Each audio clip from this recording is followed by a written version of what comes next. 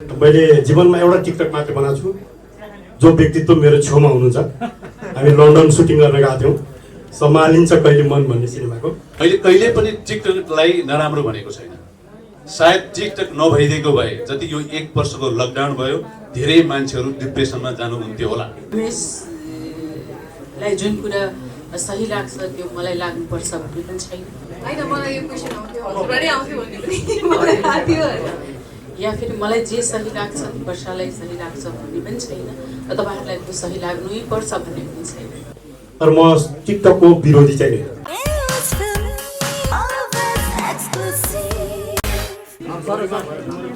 जस्तो अन्त त हुँदा अब टिकटकसँग रिलेटेड अवार्ड नै हुनु लाग्छ होइन। कस्तो राम्रो कि अहिले सारा अडियन्सहरूले त झुमिराख्नु भएको छ। तर मैले कतै देखेको थिएँ कि तपाईँसँग कोही मान्छेहरू टिकटक बनाउन आउँदा चाहिँ तपाईँ होइन म टिकटक बनाउँदिनँ तर आज तपाईँ सम्मानित हुनु भएको छ यो स्टेजमा क्या। यसलाई तपाईँ कसरी जवाफ दिनु चाहनुहुन्छ?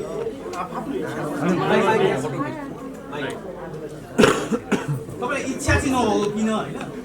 अहिले यस्तो मलाई कस्तो भनेदेखि अब यो एउटासँग बनायो भनेदेखि अहिले के छ भने पहिला फोटो मात्र खिचिन्थ्यो। अहिले फोटो खिच्ने भन्दा पनि टिकटक बनाउने कुराहरू हुन्छ। अब एउटासँग बनाउने एउटासँग नबनाउने गर्नुभन्दा त्यो गर्दाखेरि मेरो लागि सबै मेरो दर्शकहरू मलाई चाहने मान्छेहरू सबैजना समान हो। एउटाले गर्दा अर्कोलाई नगर्दा अर्कोसँग नगर्दाखेरि पक्षपात हुन्छ र यो गरेर अलिकति भ्याउँदै नभ्याउने भयो। त्यसले गर्दाखेरि सबभन्दा बेटर म कसैसँग पनि टिकटक बनाउँदिनँ भनेर। तर म टिकटकको विरोधी चाहिँ होइन, सबैको हेर्छु। मैले जीवनमा एउटा टिकटक मात्र बनाएको छु जो व्यक्तित्व मेरो छेउमा हुनुहुन्छ। हामी लन्डन सुटिङ गर्न गएको थियौँ, सम्हालिन्छ कहिले मन भन्ने सिनेमाको। वेदरको कारण सुटिङ भएन अनि गौरीमाले एउटा टिकटक बनाऊ आज भनेर मैले त्यो एउटा टिकटक चाहिँ बनाएको छु। त्योभन्दा पछि बनाएको छु। त्यति बेला सरसर मान्न तयार हुनुहुन्थ्यो तपाईँले प्रस्ताव राख्दा गौरी म्यामले भन्दा पनि म जवाब दिन्छु। गौरी म्यामले भनेको हरेक कुरा मान्छु, किनभने म उहाँलाई मा भनेर सम्बोधन गर्छु। भले उहाँ मेरो सहकर्मी हो तर एउटा रेस्पेक्ट उहाँले भनेका कुराहरू मैले नाइ भन्न सक्दिनँ। सिद्धियो म भागौँ अब। सरदा धन्यवाद हजुर, थ्याङ्क यू। सम्मानित हुनुभएको बधाई छ। हजुर सबैजनालाई धन्यवाद।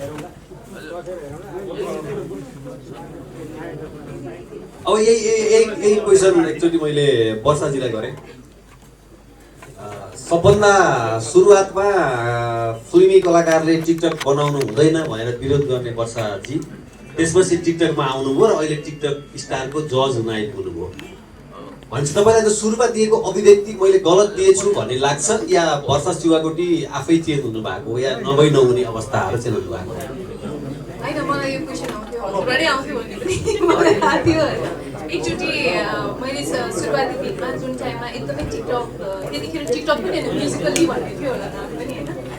त्यो टाइममा चाहिँ एकदमै बढी अब अलिकति आफूलाई पनि एकदम सबै कुराबाट रिजर्भ भएर बसिरहेको टाइममा चाहिँ चलचित्र क्षेत्रदेखि लिएर सबै कुराहरूमा राम्रो तरिकाले पोजिटिभ वेले अगाडि बढ्नुपर्छ भन्ने सोच राखिरहँदाखेरि यो चिजहरूले चाहिँ अलिकति बढी हामी कस्तो भने फेरि हाम्रो सबै नेपालीहरूको बानी अथवा सबैजनाको बानी कस्तो छ भने जे कुरालाई पनि अलिकति बढी त्यसमा युज भइ नै हाल्छ कि। सो यो चिजलाई चाहिँ अलिकति कन्ट्रोल भएर कन्ट्रोल्ड वेमा चाहिँ युज गर्दाखेरि राम्रो हुन्छ र अझै हामी कलाकारहरू चाहिँ किनभने हाम्रो प्रस्तुतिहरू हाम्रो जति पनि कामहरू हुन्छ त्यो चाहिँ स्वयं हलमा आएर हेर्दाखेरि चाहिँ अझ त्यो चिजले चाहिँ हामीलाई एउटा भ्यालु पनि क्रिएट गर्छ भन्ने हिसाबले चाहिँ मैले टिकटक नै चलाउनु हुँदैन तर एटलिस्ट हामी कलाकारहरू चाहिँ अलिकति रिजर्भ भएर बस्दा चाहिँ आई थिङ्क त्यो कुराले अझ राम्रो हुन्छ भन्ने चाहिँ त्यो बेलाको सोच थियो। तर अब अहिले समयअनुसार सबै कुरा परिवर्तन पनि भएको छ। अब अहिले त इभन फर एक्सिसको प्रमोसन प्लेटफर्म बनेको छ टिकटक होइन।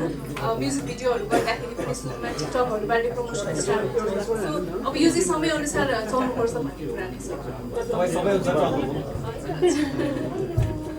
रमेश दाई के भन्नुहुन्छ? जस्तो टिकटकमा धेरै युवा युवती झुम्बिँदाखेरि मान्छेहरू हलमा आएनन् भन्ने पनि एक थरी तर्क गर्छन् होइन? त्यस कारणले गर्दा टिकटक चाहिँ रोक्नुपर्छ भन्ने छ। अर्कोतिर नेपाली कलाकारहरूले बोलेका चिजहरू टिकटकमा टुक्रा टुक्रा आउँदाखेरि धेरै कलाकारहरू फन्डामा पनि पर्नुभयो। पछिल्लो पटक गौरी मल्लजी पनि अलिअलि त्यसमा पर्नु भएको थियो, विशेष गरी यो काण्डमा होइन। तपाईँले नबोल्दा नि अरूले बोल्दाखेरि तपाईँको नाम लिएर त्यसले टिकटकमा अलिक बढेको के गर्नु चाहिँ तर यसमा? हेलो, धन्यवाद प्रश्नको लागि। पहिलो कुरा त टिकटक आफैमा नराम्रो चिज चाहिँ होइन। अघि धेरै वक्ताहरूले भनिसक्नुभयो, यसलाई सही तरिकाले प्रयोग गर्नु पर्यो कुनै पनि कुराहरू। रहेको कुरा अब आर्टिस्टहरू त्यहाँ सहभागी हुनुहुन्छ हुँदैन भन्ने कुराहरू चाहिँ के छ भने मान्छेको बुझाइ हो, मान्छेको सोच हो, कुरालाई जता मोडे पनि हुन्छ। तर एउटा आर्टिस्ट भनेको जो आर्टिस्ट माथि लाखौँ रुपियाँ लगानी हुन्छ, करोडौँ लगानी हुन्छ, त्यति हल्का हुनु हुँदैन भन्ने मेरो पनि मान्यता। तपाईँलाई हर ठाउँमा देखिन्छ भने तपाईँको त्यति भ्यालु चाहिँ हुँदैन।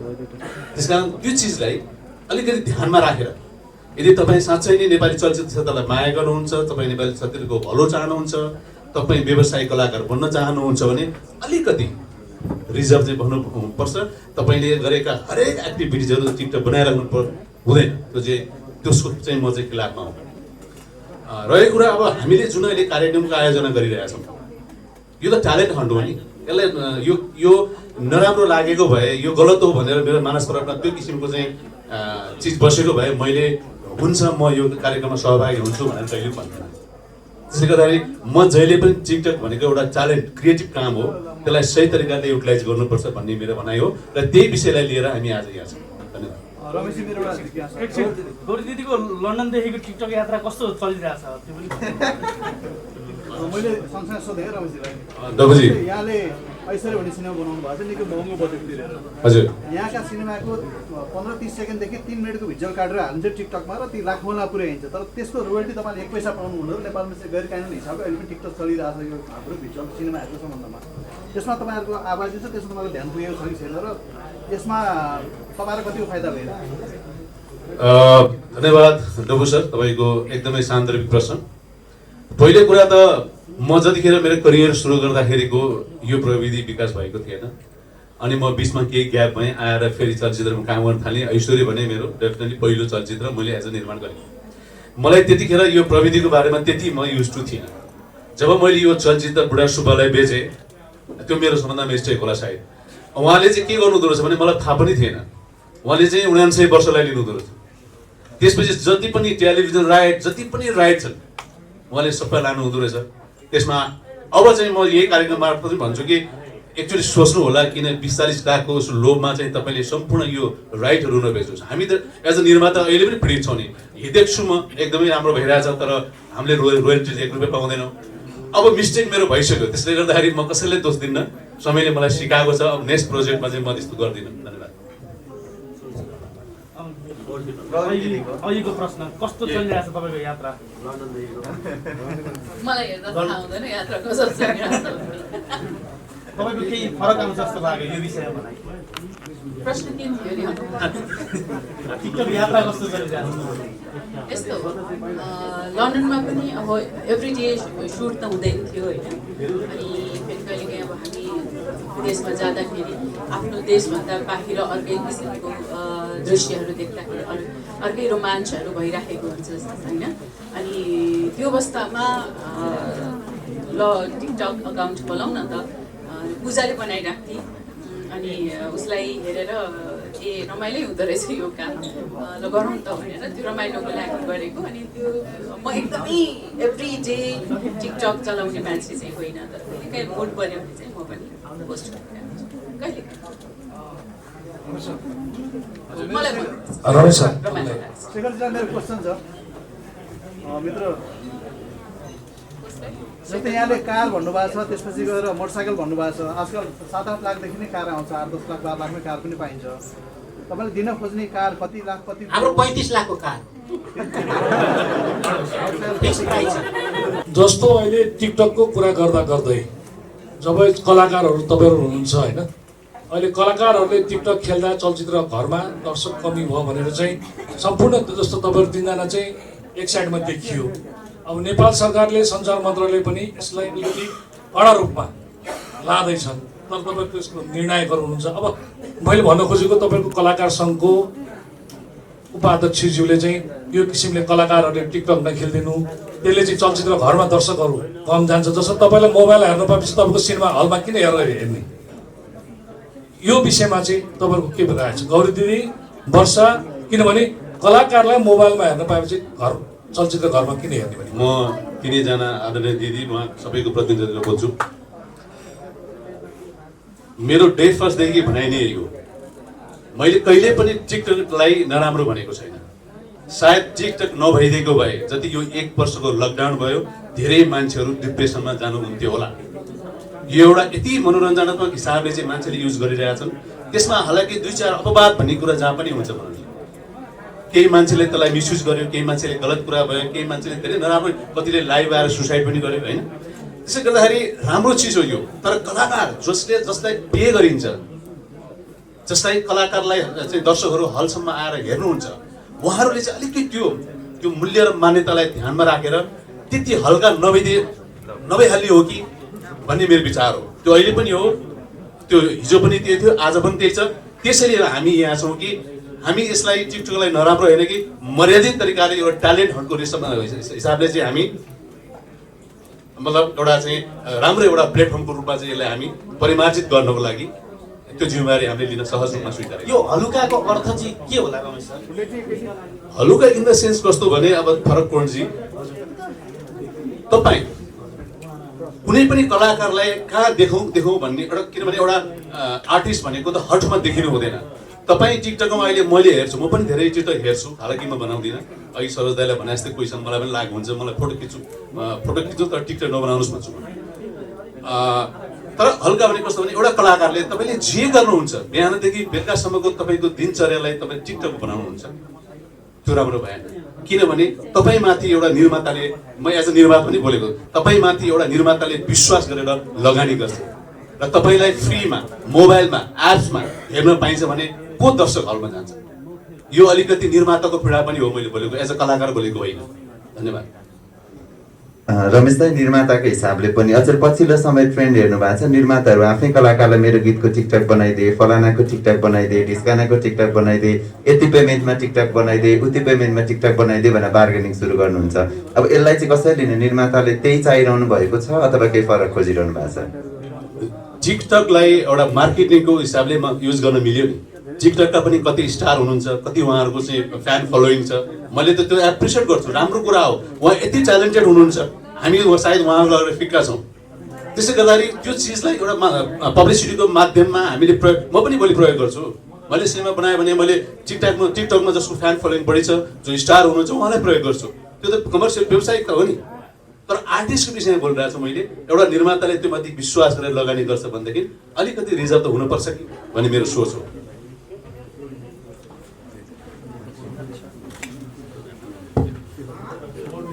अनुपले लागेको है गौरी दिदी, मैले होइन, यही प्रश्न तपाईँलाई पनि रहे।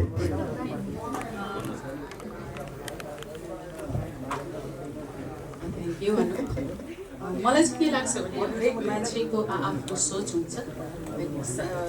रमेशलाई जुन कुरा सही लाग्छ त्यो मलाई लाग्नुपर्छ भन्ने पनि छैन, या फेरि मलाई जे सही लाग्छ वर्षालाई सही लाग्छ भन्ने पनि छैन, र तपाईँहरूलाई त्यो सही लाग्नै पर्छ भन्ने पनि छैन। एउटा टिकटक युजर, अब रेगुलर त होइन, कहिलेकाहीँको युजर हुँ म, र म त्यसमा आनन्द पनि लिइराखेको हुन्छु, र कहिलेकाहीँ म आफ्नो कुराहरू सम्प्रेषण पनि गरिराखेको हुन्छु। त्यसमा म अनुचित केही देख्दिनँ, त्यो मेरो आफ्नो भनाइ हो। र म यो पनि मान्दिनँ, यहाँनिर अलिकति अपवाद हुन जान सक्छ रमेशको कुरामा मेरो, कि रेगुलर हामी टिकटकमा आयौँ भने हाम्रो भ्याल्यु कम हुन्छ भन्ने कुरामा चाहिँ म अलिकति यसमा त्यति अग्री पनि छैन 100%। हुनसक्छ मैले आफूलाई कसरी प्रयोग गरिराखेको छु त्यसमा डिपेन्ड पनि हुनसक्छ होइन। मैले मेरो क्रियाकलाप या भनौँ मेरो कुराहरूलाई कसरी राखेको छु त्यो पनि एउटा महत्त्वपूर्ण रोल हुन जान्छ। तर होइन मैले आफूलाई एकदमै जथाभावी प्रकारले मैले प्रयोग गरेको छु भनेको त्यो त्यति सही नहुन सक्छ। तर मबाट मेरो टिकटक प्रेमी दर्शकहरूले के चाहन्छन्, कस्तो किसिमले उहाँहरूले मेरो प्रस्तुति हेर्न चाहन्छन्, त्यो अनुरूप म जान सकेँ भने फेरि मेरो भ्याल्यु अर्कै हुनसक्छ होइन। त्यसले गर्दाखेरि त्यो आफ्नो रोजाइ हो कि मैले मेरो दर्शकहरूलाई कुन किसिमले म प्रभावित ढङ्गबाट म प्रस्तुत हुन सक्छु, चाहे म बिहानदेखि बेलुकासम्म हुँ अथवा महिनाको एकचोटि हुँ। तर हुँदै नहुँ भन्ने कुरामा चाहिँ म अलिकति रमेशको चाहिँ त्यति सहमतिमा छैन। सरी रमेश, कलाकार भएर पनि हामी आफूलाई आफ्नो दर्शक सामु चाहिँ लान सक्छौँ, यो मेरो आफ्नो सोच हो। वर्षाजीलाई पनि यही प्रश्न। Thank you. यो विषयमा चाहिँ अब जस्तै अलिकति अब रिजर्भ यस्तो कुराहरू आउँछ होइन। यो कुरामा चाहिँ कस्तो हुँदो रहेछ भन्दाखेरि हामी अलरेडी एउटा क्यामेरामा युज टु भइसकेको आर्टिस्ट भइसकेपछि इजिली मोबाइलमा कसैले लिएर आएर ल गरौँ न भन्दाखेरि चाहिँ अलिकति अक्वर्ड फिल हुँदो रहेछ कि। जस्तै म घरमा बसेर म एक्लै कोठामा बसेर म जस्तो पनि गर्न सक्छु होइन। त्यही चिज म क्यामेराको अगाडि एउटा फुल सेटअपमा मुभीको अथवा म्युजिक भिडियो त्यो सेटअपमा म मजाले गर्न सक्छु। तर कसैले पनि आएर त्यही चिज चाहिँ ल आउनुहोस् भनेर अब यतिकै क्याजुअली कसैले गर्दाखेरि चाहिँ आफूलाई अक्वर्ड फिल हुन्छ क्या। सबैको आफ्नो किसिमको नेचर पनि हो र एउटा पर्सपेक्टिभ पनि हो। जसरी मेरो सुरुका दिनहरूमा मैले टिकटकलाई हेर्ने एउटा पर्सपेक्टिभ थियो, त्यो अहिलेको टाइममा आएर चेन्ज भएको छ। किनभने टिकटक एउटा म्यान्डेटोरी, हामी इभन अब प्रमोसन एक्टिङ मात्रै गर्दैनौँ, काम मात्रै गर्दैनौँ, कति ब्रान्डहरूको प्रमोसनहरूदेखि लिएर हरेक चिजहरूमा हामी सक्रिय हुनुपर्छ। त्यसको लागि उहाँहरूले प्लेटफर्म चाहिँ टिकटकलाई पनि एउटा प्रायोरिटीमा राख्नु भएको छ होइन। सो यो सब चिजहरूलाई हेर्दाखेरि चाहिँ होइन म मेरो एउटा सर्टेन आफ्नो एउटा के भन्छ एउटा रुल्स अथवा केही एउटा बााउन्ड्रीमा बस्छु भनेर अलिकति बस्न कलाकार भएर सबैजनासँग काम गर्दाखेरि चाहिँ त्यो अलिकति नहुँदो रहेछ र सबैलाई सजिलो हुने तरिकाले र आफ्नो अडियन्स र आफूले बुझिन्छ आफूले के गरिरहेको छु, पहिलादेखि के गरेर आइरहेको छु र मलाई के गर्दाखेरि कम्फर्टेबल हुन्छ, यो सबै चिजहरू हेरेर चाहिँ टिकटकलाई एउटा पोजिटिभ वेमा हामीले एज एन कलाकार होस् अथवा सबैजनाको तर्फबाट चाहिँ एउटा पोजिटिभ वेमा गर्न सक्छौँ। तर त्यही चिज अब टिकटकले अहिले आएर यो रूप लिन्छ भन्ने चाहिँ हामीलाई पहिला पनि थाहा थिएन। किनभने अहिले यति धेरै सबै चिजहरू इभन युट्युबलाई पनि लगभग ओभरस्याडो गरिदिइसकेको छ टिकटकले होइन। हरेक चिजहरू सानो क्लिप्सहरूदेखि लिएर हरेक चिजहरू टिकटकमा आइरहेको हुन्छ र आई थिङ्क यो चाहिँ सबै हामी आफैमा भर पर्ने कुरा हो। हामी कुन कुरालाई चाहिँ प्रायोरिटी दिने, कुन कुरालाई कसरी हेर्ने। मलाई कहिलेकाहीँ एकदम डिस्टर्ब फिल भइरहेछ भने म टिकटक हेर्छु, त्यो चिजले मलाई रिफ्रेसमेन्ट दिन्छ होइन। तर कहिलेकाहीँ एकदमै अब कति कुराहरू भाइरल अथवा यो चिजहरू भनौँ न काण्ड टाइपको चिजहरू आउँछ नि, यस्तो चिजहरू आउँदाखेरि चाहिँ एउटै चिज रिपिटेड आइरहँदाखेरि कति दिन मैले टिकटकै पनि त्यो एपै पनि बन्द गरेर त्यो रिमुभ गरेर राखेको छु कि। सो आफूलाई के कुराले चाहिँ कम्फर्ट हुन्छ भन्ने कुरालाई चाहिँ प्रायोरिटीमा राखेर सबैजनालाई सहज हुने तरिकाले चाहिँ काम गर्नुपर्छ जस्तो लाग्छ। पुनेजी, तपाईँ यहाँको हस्तीहरूसँग बसिरहनु भएको छ, म पनि हस्ती नै हो नि। तपाईँ टिकटकको हस्ती हो तपाईँ? होइन, मैले ठट्टा गराएँ। फेरि उहाँहरूको अगाडि त मैले यो कुरा बयान गर्नु भनेको केही सोध्दै हुनुहुन्छ तपाईँ? पुनेजीलाई मैले एउटा प्रश्न गरेँ। आजकल कुनै समय पुनेजी रातभरि म किताब पढ्न व्यस्त थिएँ भन्नुहुन्छ, आजकल 2:30 बजीसम्म यस्तो आई लभ यु सिकाइरहेको देखिरहेको हुन्छ। एकदमै धेरै तपाईँ चाहिँ एकदमै धेरै लाइभमा बस्नेमा पर्नुहुन्छ आजकल होइन। टिकटक स्टार नेपाल 2078 हुँदैछ। तपाईँ एउटा दरो क्यान्डिडेट हुन सक्नुहुन्छ अथवा तपाईँ यसमा अथवा केही न केही भाग लिँदै हुनुहुन्छ कि तपाईँको भूमिका के हुनसक्छ अब? र तपाईँ आजकल टिकटकको मायाजालमा यस्तो पर्नु भएको छ कि तपाईँको अधिकांश समय चाहिँ टिकटकमै देखिरहेको हुन्छ, कुनै लाइभ देखिरहेको हुन्छ। त्यसमा पैसा बढी आउने भएर के हो अनि विशेष गरी कार्यक्रममा तपाईँको सम्बन्ध के रहेको छ? तपाईँले गलत घोडामा दाउ लगाउनु भयो क्या अरे। तपाईँ पत्रकारिता होइन डिप्लोमेसीतिर लसिएको भए अहिले राजदूत भइसक्नु हुन्थ्यो होला डब्बुजी। तपाईँले मलाई प्रशंसा गर्नु हो या बेलुन बनाएर उडाउनु हो मलाई थाहा भएन। एनिवे, आदरणीय गौरी मल्लज्यू जसको फिल्म हेर्न 2043-44 साल ताका सन्तान हेर्न हामी गएका थियौँ। म असाध्यै कम फिल्म हेर्ने मान्छे, क्लासको फर्स्ट स्टुडेन्टले फिल्म हेऱ्यो भने लौ यो बिग्रियो फेर गयो भन्थे। तैपनि लोकी योगी भुवन केसीज्यू उहाँको करिश्मा मानन्दरको फिल्म हेर्न हामी गएका थियौँ। आदरणीय सरोज खनाल हिँडिसक्नुभयो। हामी कलेज पढ्दाको नायक हो, रमेश उप्रेतीज्यू यही हुनुहुन्छ। वर्षाजी हुनुहुन्छ, अरू साथीहरू पनि हुनुहुन्छ, सबै कलाकारहरू। म कलाकार हुन सर्वाधिक अयोग्य मान्छे। हुन त हाम्रो पार्टी जसको केन्द्रीय नेतृत्वमा म छु, माननीय मन्त्रीज्यू यहाँबाट गइसक्नुभयो। म यहाँ आउन ढिला हुनुको कारण आयोजक मित्रहरूले मलाई भन्नुभएको थियो सही समयमा आउनु होला। मेरो यो 2-3 लाख पोइन्टवाला गेम थियो के, भीषण गेम थियो। त्यो गेम छोडौँ भगौडा भन्छन्, बडो फसादमा परे, बडो बिजोग हो। त्यसकारण यहाँ आउँदा आउँदै हस्याङ फस्याङ गरेर ढिलो भयो, सरी। आयोजकलाई माफी माग्छु, आइ एम सो सरी। हुन त यो टिकटक गजबको प्लेटफर्म हो। सायद डोनाल्ड ट्रम्पले पनि इन्जोय गर्नु पर्यो भने सबभन्दा राम्रो प्लेटफर्मको रूपमा टिकटक रोज्न बेर छैन। अब नेपालको प्राइम मिनिस्टरसम्मलाई लत लागेको कुरोको सूचना त छुइसकेको छ, तपाईँलाई थाहा छ। केपी शर्मा ओलीज्यूदेखि सम्माननीय पूर्व प्रधानमन्त्री कमरेड माधव कुमार नेपाल, शेरबहादुरजी पनि हेर्नुहुन्छ कि क्या, उहाँहरूले पनि हेर्नुहुन्छ र टिकटकबाट मुक्त मानिस कोही भयो भने प्राइज दिए हुन्छ। सहरमा टिकटक नहेर्ने मान्छे खोजेर प्राइज दिए हुन्छ। मलाई त्यस्तो लाग्छ। टिकटक नहेर्नु नै असभ्यता जस्तो भइसक्यो। नखेल्नु, नहेर्नु, टिकटक नबनाउनु। अब जहाँसम्म यो रियालिटी सो हुँदैछ, मलाई यदि जजको रूपमा सम्झना गर्नु भएको हो भने हिजै बाडुली लाग्थ्यो। अब प्रतियोगीको रूपमा चाहिँ मेरो भाइले बडो खसखस गर्नु भएको छ, पठाइदियो होला। जहाँसम्म मलाई लाग्छ यो टिकटकमा म्याक्सिमम रूपमा उपयोग वा दुरुपयोग भएको मान्छे मध्ये म पनि एक हुँ। 2700, 2800, 2900 आयो आयो आयो, झिल्के चस्मा आयो, आहा आहा आहा, पानी तिर्खा लागेको छ, पानी पानी। यसरी मैले बनाएको त्यो यसो बोलेको थिएँ। पहिलो 12,000 मान्छे लाइभमा जोडिनु भएको थियो। हो त्यो बेलामा मैले हुन त यो बाथरुमवाला फन्डा पनि अनावश्यक रूपमा निकालिदिएका छन् मेरो। पुण्य भन्ने बित्तिकै केही न केही निकाल्नु पर्छ भनेर तपाईँहरूलाई दिव्य चेतना सायद परमात्माले दिनुभएको छ। र मलाई जहाँसम्म लाग्छ टिकटक यस्तो प्लेटफर्म हो। म युट्युबलाई नदी भन्छु, टिकटकलाई खहरे भन्छु। खहरे पनि त सुन्दर हुन्छ नि त, झरना भन्छु। सरी, खहरे भन्दा फेरि मेरो ढाड बाँच्नुहुन्छ यहाँ।